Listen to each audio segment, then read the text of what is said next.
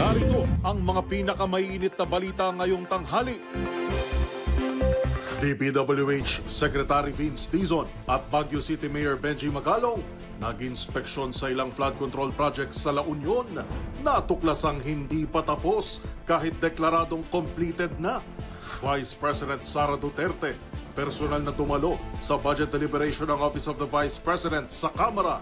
Higit 100,000 katao inaasahang makikisa sa malawakang kilos protesta sa September 21.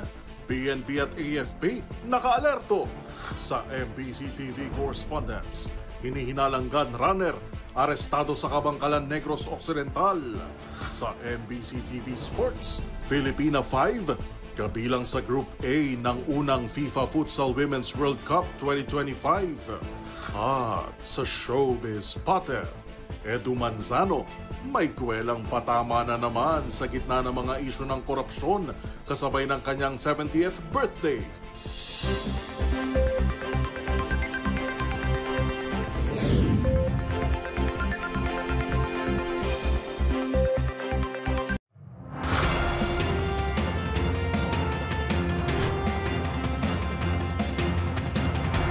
Bawat balita, makabuluhan. Bawat kwento, makapangyarihan. Boses ng Pilipino para sa Pilipino. Live mula sa MBC TV Studio. MBC TV Network News.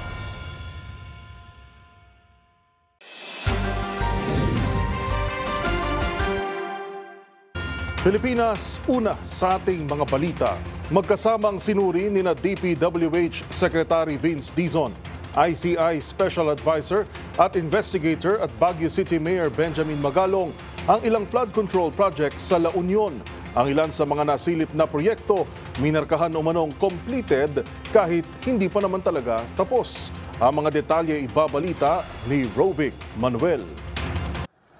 Matinding pagkadismaya ang naramdaman ni Department of Public Works and Highways o DPWH Secretary Vince Dizon nang makitang super substandard ang ininspeksyon nitong flood control project sa Barangay Akaw sa Bayan ng Bawang sa La Union. Kasama sa naging pagbisita sa lugar si Baguio City Mayor and Independent Commission for Infrastructure Special Advisor Benjamin Magalong. Nang personal na makita ng kalihimang proyekto, hindi nito napigilan ng tumaas ang emosyon sa ika niyang props lang na inilagay dito. Dito una mo. Kinabit lang eh. Props eh. Props. Anak ng Can you see? Sa ginawang inspeksyon, nakita rin ni Dizon na hindi pa pala tapos at ginagawa pa rin ang nasabing proyekto kahit reported na itong completed noon pang Marso. Matatandaan na ilang concerned residents at political leaders na ang humiling kina Dizon at Magalong na imbestigahan ang flood control project sa La Union dahil sa umano'y dami contractors na umahawak nito at sa substandard materials na ginamit. Samantala patuloy naman ang pagtugon ng DPWH sa pag-iikot at pagbabantay lalo na sa mga ongoing projects ng kagawaran bilang pagsunod sa direktiba ni Pangulong Bongbong Marcos Jr. Para sa MBC TV Network News, ito si Rovic Manuel ng DZRH TV. Una sa Pilipinas, una sa Pilipino.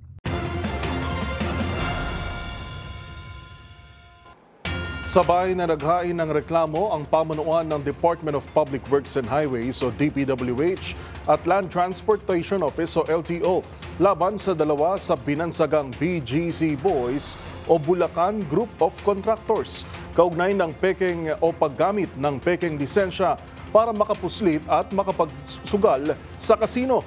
Kung ano nga ba ang kasong isinampal laban sa kanila, ihahatid live ni Giselle Ricafort. Giselle.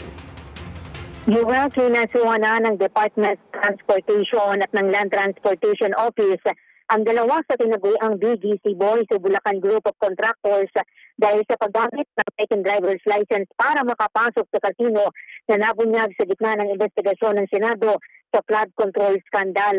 Mismong sina DOTR Acting Secretary Giovanni Lopez at LTO Chief Vigor Mendoza ang naghain ng kaso na paglabag sa Article 172 ng Revised Penal Code of Falsification of Documents sa Parañaque City Prosecutor's Office laban kina dating DPWH Bulacan First District Engineer Henry Alcantara at Assistant District Engineer Bryce Hernandez. Sa panayam ng media, sinabi ni Lopez na kung makakatulang JP, 6 na taong pagkakakulong o makukulong sina Alcantara at Hernandez at pagmumultahin ng 1 milyon. Atasuhan din daw nila ang iba pang miyembro ng BGC Boys bukas o sa Webes. Sabi pa ng OIC Secretary, may pananagutan din maski nagbigay o gumawa ng mga peking lisensya na kanila na ngayong iniimbestigahan. Pakinggan natin si Lopez. Kung maaalala nyo po sa pandinig sa Senado, bagamat may sinabi sila Henry Alcantara na yung lisensya ay binigay lamang ng Okada, hindi naman po nila tinatanggi na ginamit nila ang lisensyang yun. At yan po ay isang krimen. So ang DOTR at ang LTO, hindi po natin hayaan na lapastanganin ng ninuman, ng mapa-opisyal o pribadong individual, ang lisensya po ng DOTR at ng LTO. So mananagot po sila sa batas. Sabi naman ni Mendoza, ito raw yung kauna-una ang pagkakataon na hinahabol nila yung mga gumagamit ng peking lisensya dahil kadalasan daw nakakasuhan lamang yung mga gumagawa nito. Kaya naman natin ang pinuno ng LTO. Pero this is the first time, no?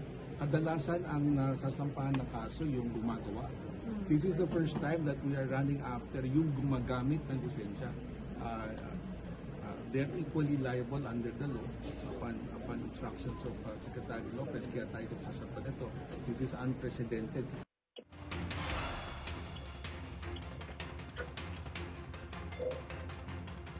Para sa MBC TV Network News, ito si Giselle Ricofort para sa DZRH sa Pilipinas, una sa Pilipino. Maraming salamat, Giselle Ricofort.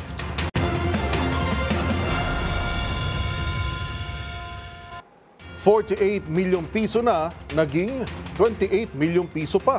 Usap-usapan sa social media ang tarpaulin ng isang DPWH project sa Barangay Canumay West sa Valenzuela. Maliban kasi sa nagbago ang completion date ng proyekto, kapansin-pansin din ang higanteng tapyas pondo na 20 milyong piso. Kung paano ito nangyari, tinutukan ni Dustin Bayog. Viral ngayon sa social media ang larawan ng rehabilitation project para sa kalsada at drainage ng Kaypandan Street sa Barangay Canumay West ng Valenzuela City. Mula kasi sa unang larawan, nagkakalaga ng 48 million pesos ang naturang proyekto na inaasang matatapos sa November 15 ngayon taon. Pero naiba ito sa panibagong larawan dahil mula sa 48 million pesos ay naging 28 million pesos na lamang ito o katumbas ng halos 20 million pesos ang tapyas at naiba na rin ang completion date ito sa Pebrero ng susunod na taon. Marami sa social media ang pumuna kung ito ba isang pagkakamali at marami ang nais makarinig ng paliwanag, bagay na ginawa ng Department of Public Works and Highways o DPWH Metro Manila 3rd District Engineering Office. Sa paliwanag na pinasa kay Valenzuela 1st District Representative Kenneth Gatchalian, purely clerical mistake raw ang nangyari sa pagbalit ng project cost dahil sa original contract daw ay 28 million pesos lamang ang halaga ng proyekto. Bukod sa halaga at petsa ng pagtatapos, tiniyak naman ito na tama na ang lahat ng nakalagay na detalye sa naturang billboard. Samantala para naman kay Gatchalian, hindi nito tanggap ang kanilang paliwanag kung kaya magsasagawa pa raw ito ng investigasyon. Para sa MBC TV Network News, ito si Dustin Bayog ng DZRH TV. Una sa Pilipinas, una sa Pilipino.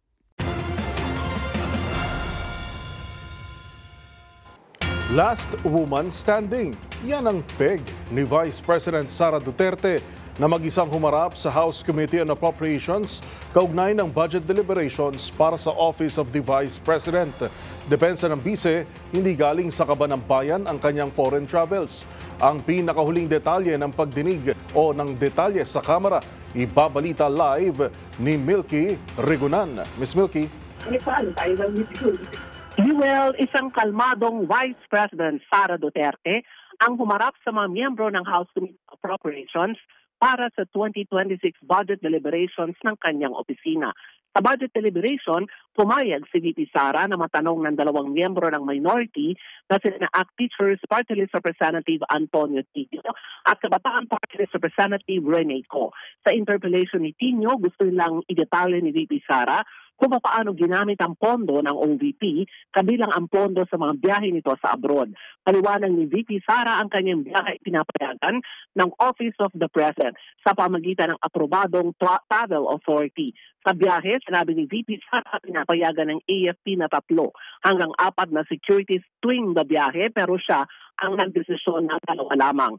7.4 million ang gastos sa security and staff, pero hindi lahat daw ginagastosan kundi ang kanya mga official travel lamang. Umaabot sa 13 ang foreign travels ni VP Sara simula July 2024 hanggang sa kasalukuyan. Narito si Vice President Sara Duterte sa pagharap sa budget deliberation ng House Committee on Appropriations. No public funds were used for all my travels. I did not charge representation. I did not charge tickets. I did not charge per dime for all my travels in the Office of the Vice President. So if you can see in the breakdown of the budget of travel for Office of the Vice President, you can see that there was a 0 amount for the Vice President. Thank you, ma'am. Samantala, sinabi ni VP Sara na handa naman siya sakaling maging mainit ang hearing gaya na nangyari noong nakaraang taon. Ang sabi ng Vice Presidente, nag-behave din siya dahil naawa daw siya kay Congressman Pepito Alvarez na 80 years old na siya namang dedepensa ng budget ng OVP pagdating sa plenaryo. Para sa MBC TV Network News, ako si Milky Regunan, una sa Pilipinas, una sa Pilipino. Ive mula sa Kamara de Representantes, maraming salamat, Milky Regunan.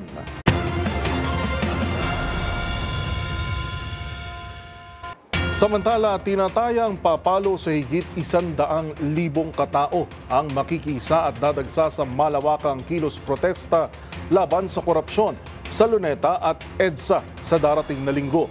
Kumpleto na rin daw ang dokumento ng mga rallyista at tiniyak ang mapayapang pagpapahayag ng boses ng taong bayan. Ang mga detalye sa report ni Jackie Resho. Tuloy ang kilos protesta laban sa korupsyon sa Luneta at EDSA sa darating na September 21. Sa panayam sa programang Damdaming Bayan sa DZRH, sinabi ni Professor David Michael San Juan, National Convener ng Tama Na o Taong Bayan Ayos sa Magnanakaw at Abusado Network Alliance, na magsisimula ang protesta sa Luneta ng alas 9 ng umaga at alas 2 ng hapon naman sa EDSA Monument. Ayon kay Professor San Juan, may higit 700 individual na nagre-representa sa iba't ibang grupo ang lumagdana sa kanilang unified statement, ngunit posibleng umabot sa 100,000 ang lumahok sa naturang mga rally. Maaring maabot ang 100,000 na katao batay sa public reaction no, sa mga nakaraang araw, sa napaka-aktibong reaksyon at partisipasyon ng mga tao sa mga comment section at sa pagsasabi ng mga tao na galit na sila at sawang-sawa sa korupsyon. No, may mga nag-viral na open letter ng mga kababayan natin na talagang sila raw ay tinatamad na sa trabaho kasi para saan pa ang trabaho kung halos wala na tayong naiipon, nauubos sa mga pang-araw-araw na pangangailangan. At yung malaking buwis na ibinayad natin, malalaman lang natin na pinambili ng bag, pinambili ng magarang sasakyan, pinang-travel sa Europa ng mga nepo babies, ika nga. No? Kaya talagang tingin ko personally ay maka 100,000 tayo at higit pa sa tindi ng galit ng taong bayan ngayon. Tiniyak naman ni San Juan na mayroong mga marshals sa lugar para matiyak ang kaligtasan at pagpapanatili ng kapayapaan sa gagawing kilos protesta. Nakapagpasa na rin sila ng mga kaukulang dokumento sa lokal na pamahalaan ng Maynila at sila'y handang makipag-coordinate sa LGU at PNP para mapanatili ang kapayapaan ng gawain. Sapat na rin yung pahayag ng PNP kahapon. We appreciate yung kanilang pahayag no, na respetuhin nila maximum tolerance, basta makipag-coordinate lang. At natutuwa kami na nagpahayag na sila na respetuhin ang karapatan ng mamamayan at makikipag-coordinate naman po via the mayor's office. So may mga marshals din, may committee po na naka-assign.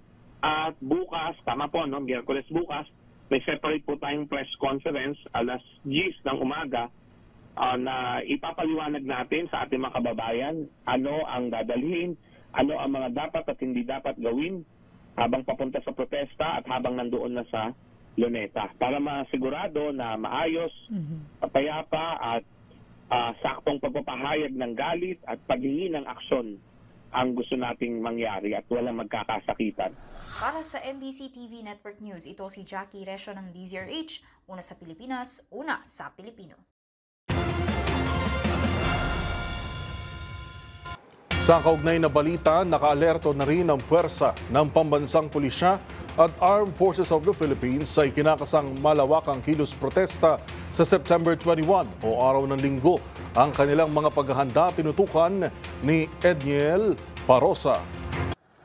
Nakaalerto ang pambansang pulisya maging ang kasundaluhan sa kasadong malawakang kilos protesta sa September 21 bilang pagkontra sa korupsyon at maanumalyang flood control project sa bansa. Ayon kay Acting PNP Chief, Police Lieutenant General Jose Melencio Nartates Jr., kinikilala nila ang pagsuporta ni Pangulong Bongbong Marcos sa pagpapahayag ng galit ng taong bayan, pero hindi umano ito rason para samantalahin ng ilan ang pagtitipon para sa paghahasik ng kaguluhan at karahasan.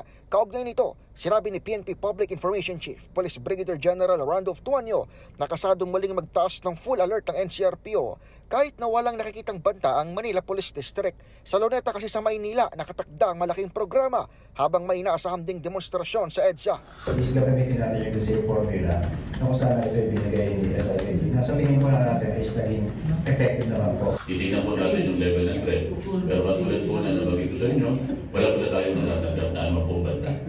Sa hiwalay na pahayag, nilinaw ni AFP spokesperson Colonel Francel Padilla na internal memo lamang ng militar ang nakataas nilang red alert at hindi dapat pagmula ng panic. Gayunman ay patuloy manang nakamonitor ang AFP sa September 21 rallies na tatauhanan ng PNP bilang law enforcement agency. Of course, we are very vigilant. So, titignan natin ano pa yung iba't ibang maaring mangyari para syempre nandun dito yung mga contingency measures natin that are in place. But again, I would like to emphasize law enforcement and peace and order is the primary role of the Philippine National Police for this. So the Armed Forces of the Philippines will play a supporting role for the law enforcement and peace and order. Itinataas ang full alert sa PNP at red alert sa AFP bilang pinakamataas na standard security protocols para sa madaliang deployment ng mga uniformado oras na sila ay kailanganin. Para sa MBC TV Network News, ito si Edniel Parosa ng DZRH, una sa Pilipinas, una sa Pilipino. Pansamantala namang nilimitahan ang biyahe ng Light Rail Transit Line 2 mula Cubao hanggang Recto Station kaninang madaling araw. Ito'y matapos madiskaril ang isa nitong tren sa Santolan Station sa lungsod ng Pasig alas 10:30 kagabi. Sa mga kuhang ibinahagi ng LRTA, makikitang tuklap ang bahagi ng harapang nguso ng tren na lumampas sa dinadaanan nitong riles. Sumadsad pa ang kaliwang bahagi nito sa platform ng istasyon dahilan ng pinsala. Ayon kay LRTA Administrator Attorney Hernando Cabrera, nangyari ito habang isinasagawa ang removal process ng tren pagtapos ng biyahe kagabi kaya't walang nasaktan na pasahero. Ipinagutos naman ng Department of Transportation ang pagbibigay ng libreng sakay sa LRT2 ngayong araw dahil sa malaking aberya. Bandang alas 7:32 ng umaga kanina nang maibalik ang full line operations sa LRT2.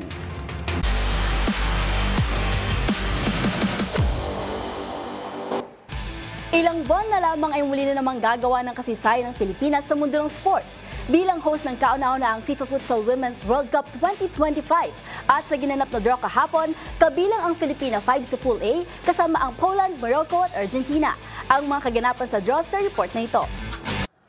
Nahati na ang mga kupunan para sa kauna-unahang FIFA Futsal Women's World Cup 2025 kung saan napunta ang Pilipinas sa Group A kasama ang World Number 14 Poland, World Number 31 Morocco at World Number 6 na Argentina. Ginanap ang draw ceremony nitong Lunes sa Taguig kung saan lumahok ang futsal legend na si Falcao, dating Croatian player na si Tihana Nemcic, Filipina captain Heidi Long at alas Pilipinas player Vanny Gandler. Ayon kay Philippine Football Federation President John Gutierrez, malaking karangalan para sa bansa ang maging host ng kauna-unahang FIFA Futsal Women's World Cup na gaganapin sa November 21 hanggang 7 sa Pasig City. Nagpasalamat din siya kina Pangulong Ferdinand Marcos Jr., Philippine Sports Commission Chairman Patrick Gregorio at Philippine Olympic Committee President Abraham Tolentino sa buong suporta. Magsisimula ang kampanya ng Filipina 5 kontra Poland sa opening match ng Group A. Sa kasalukuyan, sila ay sumasailalim sa training camp sa Japan bilang bahagi ng preparasyon kung saan mula sa 20-woman pool ay mabubuo ang opisyal na 14-women roster. Ang finals ay nakatakda sa December 7 kung saan itataas ng mananalo ang unang tropeyo ng FIFA Futsal Women's World Cup.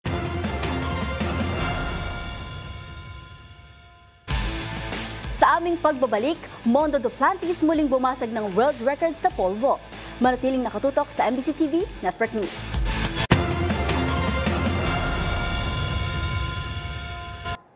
Narito pa ang mga balitang dapat ninyong abangan. Department of Foreign Affairs Secretary Maria Teresa Lazaro, pangungunahan ng delegasyon ng Pilipinas sa UN General Assembly. Sa MBC TV Global, US at Israel may pasaring muli laban sa mga opisyal ng Hamas. At sa Showbiz Spotted, kilalanin si Owen Cooper, ang youngest winner ng Best Supporting Actor Trophy sa Emmy Awards. Lahat ng yan sa pagbabalik ng MBC TV Network News.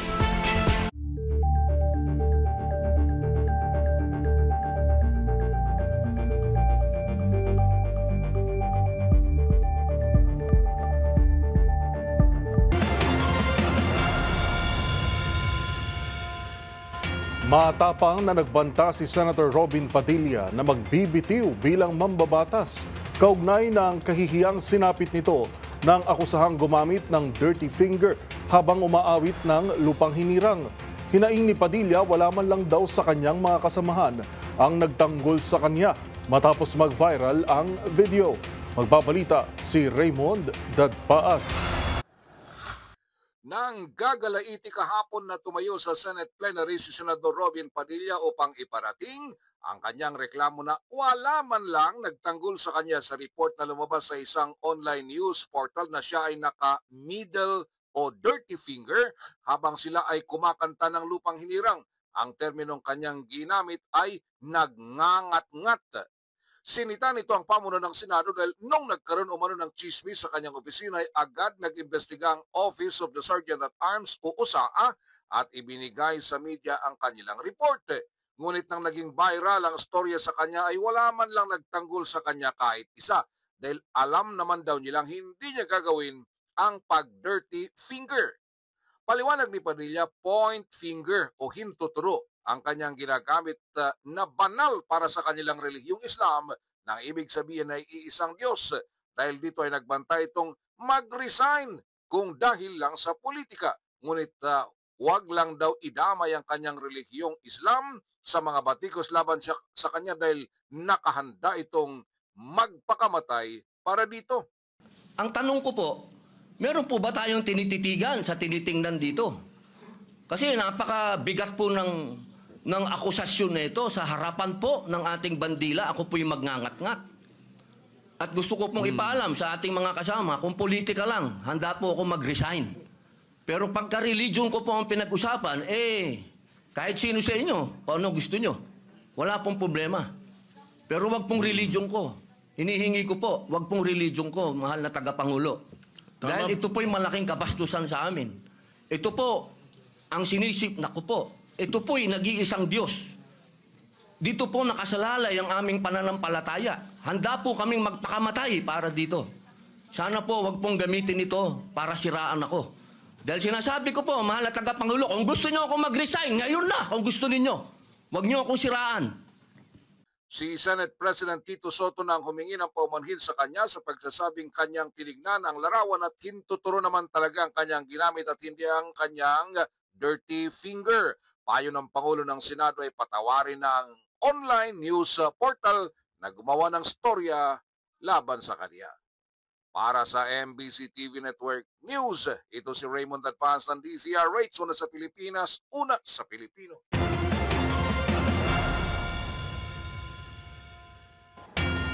Halos 3 araw na wala ng kuryente ang isla ng Boracay at ilang bayan sa Aklan matapos magkaproblema sa underground cable ng Electric Cooperative. Sa panayam sa programang 2x2, sinabi ni National Electrification Administrator Antonio Almeda na nag-bypass muna ng linya ng NGCP at Aklan Electric Cooperative upang pansamantalang maibalik ang supply ng kuryente. Naibalik ang kuryente kahapon ng hapon matapos magtayo ng 16 na poste para maikutan ang may sirang bahagi at maidugtong. Aminado naman si Almeda na band-aid solution o pansamantala lang ang ginawang repair dahil 10 sa 16 na poste ay itinayo sa shoreline. Band-aid solution lang ito. Ayun, yun nga sasabihin natin. Ang mga 10 sa 16 na poste ay tinayo sa shoreline, no? So medyo hindi ideal yon. So nakikipagtulungan kami ngayon sa NGCP. Pilipinas kasabay ng pagsisimula ng countdown bago ang Pasko, 2 low pressure area o LPA ang kasalukuy nakakapekto po sa ating bansa habang patuloy naman din ang pag-iral ng easterlies o ang mainit na hangin mula sa dagat Pasipiko. Unahin natin ang unang LPA dito sa kanluran ng Palawan na hindi na nakikita magiging isang bagyo at inaasang bukas ay nakalabas na ito ng ating Philippine Area of Responsibility. Ang isang LPA naman ay namataan dito sa silangan ng Southern Luzon na kumikilos pahilagang kanluran na may mababang tsansa rin na maging isang bagyo.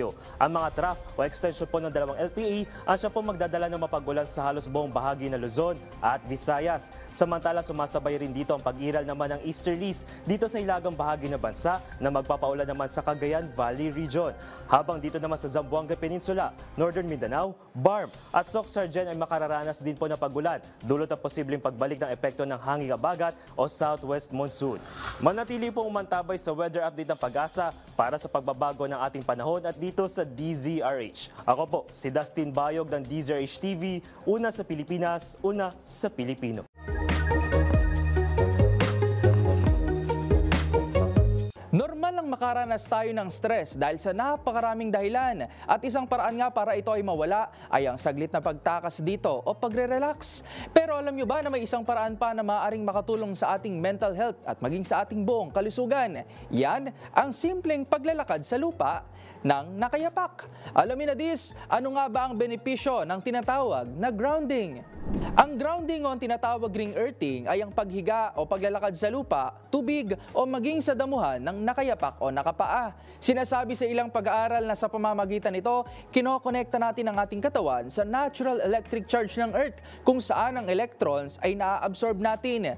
Ang electrons na ito ang nagsisilbing natural antioxidants para labanan ng harmful free radicals sa ating katawan. Kung kaya pinaniniwalaan na maaari itong makatulong sa pagpapababa ng inflammation, mabawasan ang stress, ma-improve ang ating pagtulog at blood flow at mapagaling rin ang ating mga sugat at marami pang iba. Bagamat kaunti pa lang ang matibay na ebidensya sa grounding, mailang pag-aaral pa rin ang sumusuporta na gawin itong therapeutic option dahil sa makukuhang natural potential benefits dito. Sabi nga, ang ilan sa lunas na ating kailangan ay sa kalikasan rin natin matatagpuan. Tandaan, mas makulay ang mundo kung alam mo ang hiwaga sa pag-ikot nito. Ako po si Rovic Manuel, nagpapaalalang sa kaalaman ay walang labis, magsaliksik para siguradong alam na dis.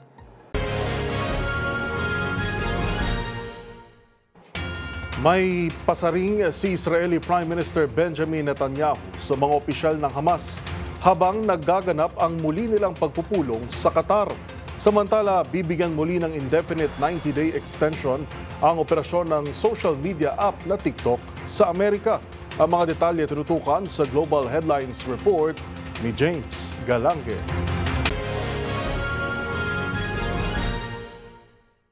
Balita mula sa Israel, muling iginiit ni Israeli Prime Minister Benjamin Netanyahu na tatargetin pa rin umano nito ang mga lider ng Hamas kahit nasaan man panig sila ng mundo. Yan ay kasunod ng muling pagpupulong ng mga opisyal ng Hamas sa Doha, Qatar para muling pag-usapan ang kasunduang pangkapayapaan. Paalala naman ng Estados Unidos sa Arab mediators na mas maging constructive ang kanilang magiging pananaw at isipin ang mas nakabubuti sa Gaza regardless kung sinong panig ang kanilang tinutulungan. Kasalukuyang nasa Israel si US Secretary of State Marco Rubio upang may pagpulong kay Netanyahu kasabay din ng pagpupulong na nagaganap sa Qatar. Sa iba pang balita, nagkaroon na ng kasunduan ng Amerika at China ukol sa magiging kapalaran ng social media platform na TikTok sa US na mayroong mahigit 170 million users. Base sa napagkasunduan sa pagpupulong Pangulong sa Madrid, posibleng muling ma-extend ang operasyon ng TikTok sa Amerika ng 90 days. Pero ayon kay US Treasury Secretary Scott Bessent, sakaling magbago pa rin ito sa magiging phone call meeting ni US President Donald Trump at Chinese President Xi Jinping ngayong linggo. Anya, ito yung masusing pinag-usapan ng dalawang panig gayong mas concern ng Amerika ang seguridad ng bansa, partikular na sa information breach at privacy ng kanilang mga mamamayan. Matatandang dati nang binigyan ni Trump ng ultimatum ang TikTok ng 90 days leave period nang maupo ito sa pwesto noong Enero. At yan naman nakalap nating balita mula sa iba't ibang panig ng mundo. Para sa MBC TV Network News, ito si James Galanga ng DZRH TV, una sa Pilipinas, una sa Pilipino.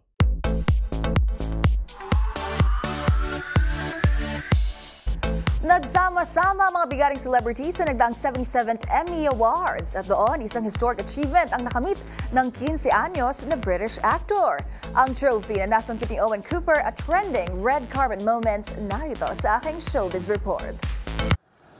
Gumawa ng kasaysayan ng 15-year-old British actor na si Owen Cooper. Siya ang pinakabatang nakasungkit ng titulo bilang Best Supporting Actor in a Limited or Anthology Series sa prestihiyosong Emmy Awards para sa kanyang pagganap bilang Jamie Miller sa psychological crime drama na Adolescence. I think tonight proves that if you listen and you focus and you step out your comfort zone, you can achieve anything in life. Like I was nothing about 3 years ago.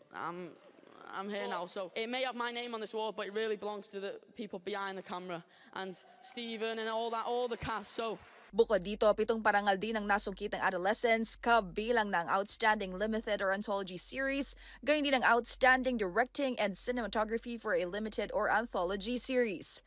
Samantala, ilan nga rin sa mga pinag-usapan ng netizens ay ang red carpet moment ng Blackpink member at White Lotus actress na si Lisa. Ito ang first time ng K-pop star na dumalo sa naturang award-giving body. Head-turner din ang Wednesday star na si Jenna Ortega, suot ang ika nga nila ay dripping and jewels top. Magkasama namang dumalong engaged couple na sina Benny Blanco at Selena Gomez na Lady in Red. Habang present din ang ilang RuPaul's Drag Race stars gaya ni Corey King na nag-ala King of Pop Michael Jackson at Joella na rumampa bilang isang life-size Labubu. Ginanap ang ika-77 edisyon ng Emmy Awards sa Peacock Theater sa Los Angeles, California.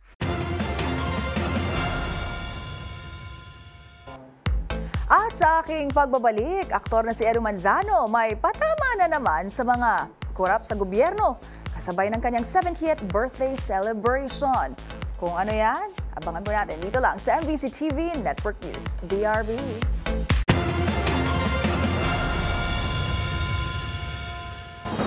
Abangan sa aming pagbabalik, decommissioning ng MILF, pansamantalang ipinahihinto. At sa Hoy, bawal yan. 2 DPWH engineers na kinasuhan matapos gumamit ng peking driver's license. Paano nga ba nadiskubre? Yan at marami pang iba dito lang sa MBC TV Network News.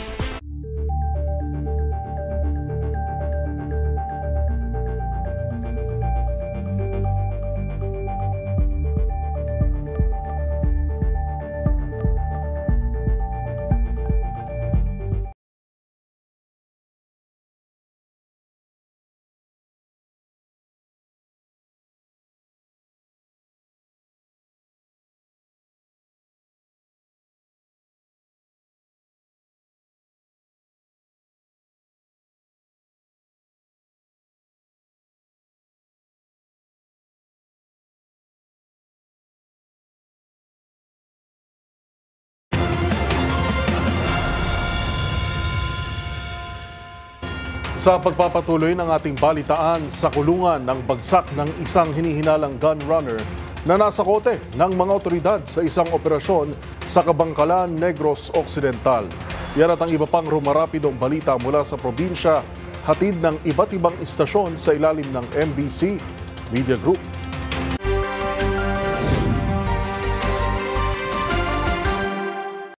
Arestado ng mga kapulisan ng umano'y gun runner sa Aguilias Psycho Street, Barangay 9, lungsod ng Kabangkalan, Negros Occidental.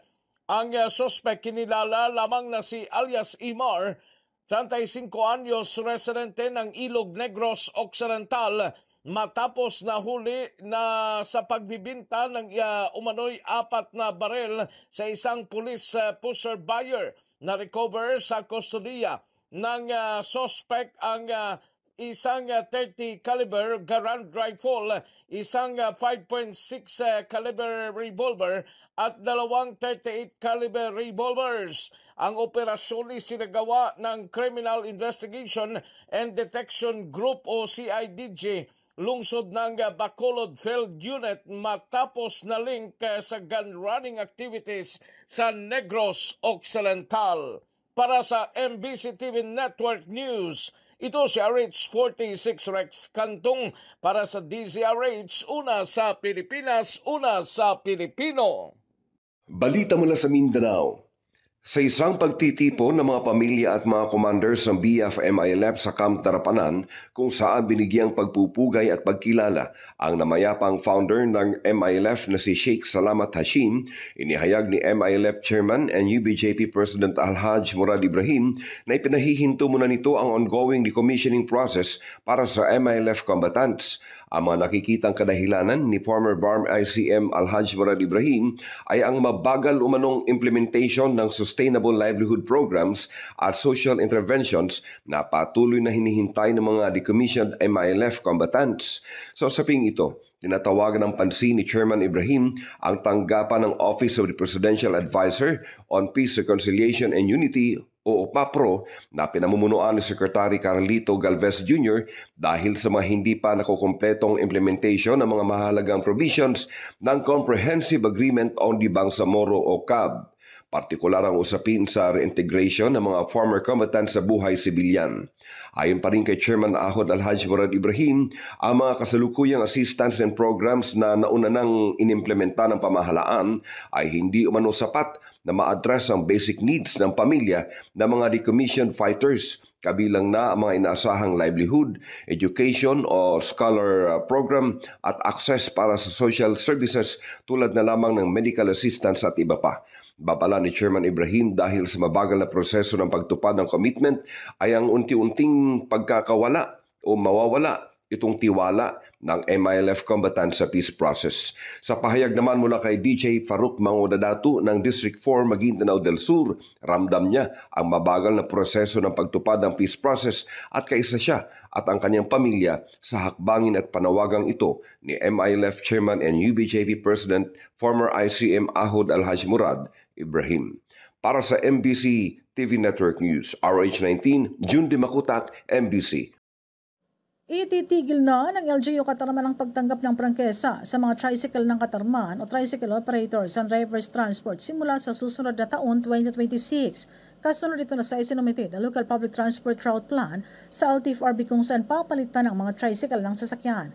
Pinapaalala ngayon ni Atty. Casitas ng Municipal Public Order and Safety Office ang mga miyembro ng TODA ng Katarman na asikasuhin na ang pagbili ng sasakyan na ipapalit sa mga tricycle. Kahapon ayon sa ulat ng Katarman Information Office, 75 ng mga miyembro ng Katarman Tricycle Operators and Drivers Transport ang tumanggap ng 5,000 pesos na tulong mula sa DSWD, Ayuda sa Kapusang Kita Program o AKA. Ito ay pansamantalang tulong sa operasyon habang nasa proseso ng transition para sa modernisasyon ng kanilang sasakyan, batay sa Public Transport Modernization Program o yung tinatawag na PTMP ng National Government. Sa kasalukuyan na nasa sistema pa ng tricycle ay pinapaalala ni Mayor Rosales ang mga driver na laging sumunod sa traffic rules, lalo na kung babiyahe sa mga national highway. Hinikayat ng Mayor na maglikom ng pundo mula sa AKA para sa moderno na sasakyan. Ayon sa Katarman Information Office, sa ordinansa ng Katarman, nakasaad na hanggang sa taong 2029 na lamang ang operasyon ng mga tricycle sa nasabing bayan. Mula sa Aksyon Radyo Katarman, para sa MBC TV Network News, RH34 Jane Galit Bantayan ng DZRH. Una sa Pilipinas, una sa Pilipino.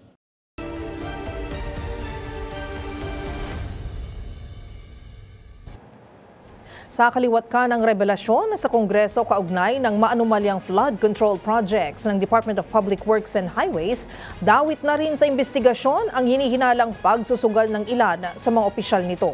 Lumutang kasi na 2 sa tinawag na BGC Boys ang di umano'y gumagamit ng peking ID para makapaglaro sa casino, bagay na haharapin nila ngayon sa korte. Kung paano nga ba naungkat ang katiwaliang ito, alamin sa ulat ni Rose Babiera.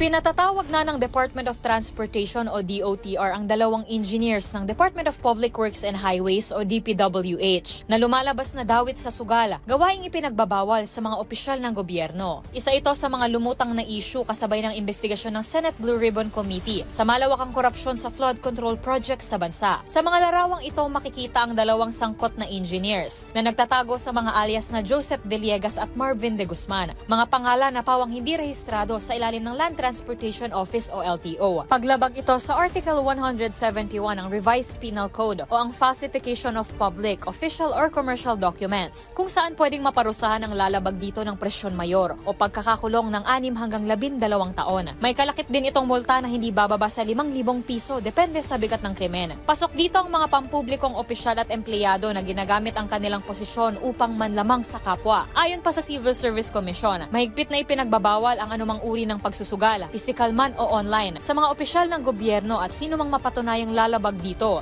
ay pwedeng humarap ng kasong administratibo. Kung mayroon pa kayong nahuling ipinagbabawal na akto, o kaya naman ay mayroon kayong reklamo, itag nyo kami sa DZRH. Hoy! Bawal yan!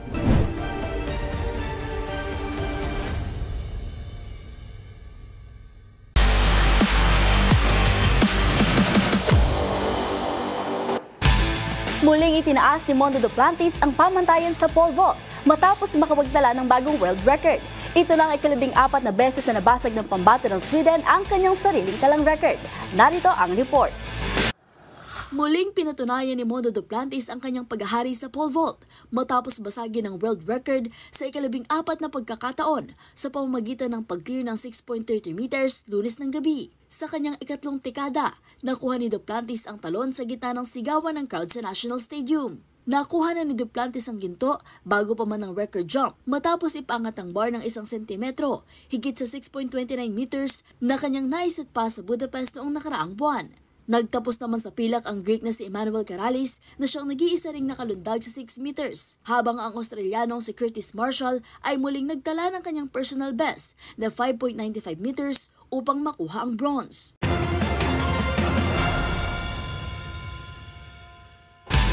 At yun ang mga latest updates sa mundo ng sports. Para sa MBC TV Network News, ito si Mili Borja ng DZRH TV, una sa Pilipinas, una sa Pilipino.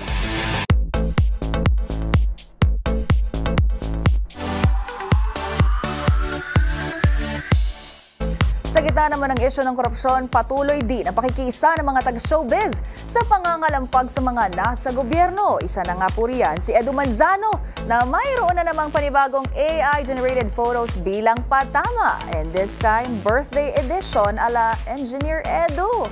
Ang viral post ng veteran TV host actor si Lipin sa aking showbiz report. Nagdiwang ng 70th birthday si Edu Manzano at kasabay niyan, idinaan na naman ng veteran TV host actor sa mga AI-generated photo ang patama sa mga korap na politiko. Mayroong mistulang nagbo-blow ito ng crocodile kick habang napapalibutan ang mga tila opisyal ng gobyerno. Mababasa rin sa mga kunwaring food cart ang cotton candy, Nepo nuggets, overpriced french fries, corrupt corn at pork barrel barbecue. Habang mayroon ding buwis buhay bridge at tarpaulin kung saan nakasulat ang pagbati para sa biro nitong tawag sa sariling Engineer Edu na pasaring naman sa mga sangkot sa maanumalyang flood control projects. Caption nito sa viral post, birthday ko pero pera mo. Agad namang bumuhos ang pagbati mula sa netizens na naaliw sa mga patama ng TV host. Habang sa kanyang pinakahuling post, hindi na AI-generated photos kundi kuhang larawan na mula sa totoong selebrasyon ng kanyang kaarawan kasama ang mga kaanak at may hashtag pang walang Nepo Baby. Pero ang netizens tila nalito na tuloy at napakomment na lang ng akala ko AI pa rin. Bukod sa pagiging aktor at TV host, si Edu Manzano ay dati ring nagsilbi bilang Vice Mayor ng Makati.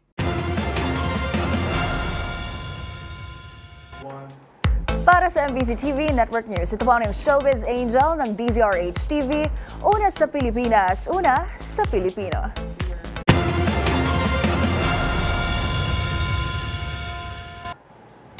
And get ready, Pilipinas! The world's best volleyball teams are coming to our shores for the 2025 FIVB Volleyball Men's World Championship. Witness world-class action, thrilling rallies, and unforgettable moments as the Philippines take center stage in this historic sporting event. Don't miss the excitement this September 12 to 28, 2025 at SM Mall of Asia Arena and Smart Araneta Coliseum.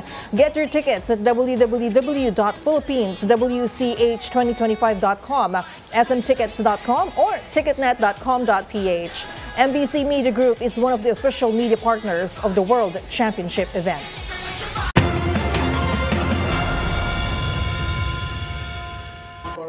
At iyan po ang mga nakalap naming balita ngayong araw ng Martes. Bago lang tayo magtapos, partner, eksakto 100 araw na lang po bago ang Kapaskuhan.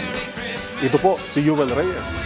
At kailan natin sisimulan ng countdown para sa 13-month pay at 14-month pay kasama ni Yuel? Yan ang maaga. At ako naman po si Karen Ouyong. Magkita-kita tayong muli bukas, araw ng Miyerkules, para sa mga balitang makabuluhan, mga kwentong makapangyarihan. Hatid ang boses ng Pilipino para sa Pilipino. Ito ang MBC TV Network News. Una sa Pilipinas, una sa Pilipino.